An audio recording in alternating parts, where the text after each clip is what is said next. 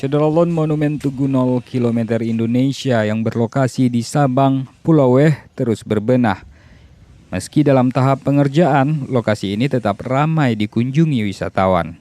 Selain menjadi titik nol Indonesia, ketertarikan wisatawan untuk berkunjung ke sini adalah karena pemandangannya yang tak kalah indah. Pengunjung bisa menikmati keindahan panorama laut lepas tepat di depan tugu yang menghadap Samudra Hindia.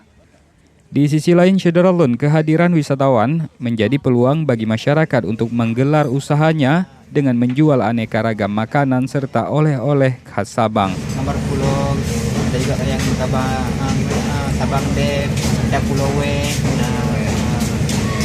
tamunya. Ya, harapan kita biar ini cepat selesai. Permintaan saya juga ini listrik, air nggak ada Pak di sini. Kita yang inilah kita butuhkan. Air pertama, kedua listrik. Ini listrik dari mana ini? Listrik nggak ada, ini punya Ginset Tower wisata. Ginset Tower wisata. Ya, Toko ini punya siapa? toko ini milik wisata, cuma kita yang pakai, kita masukin barang.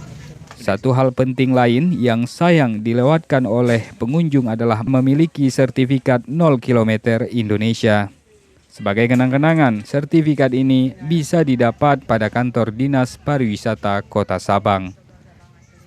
Dari Sabang, Zainal Arifin, Serambi On TV.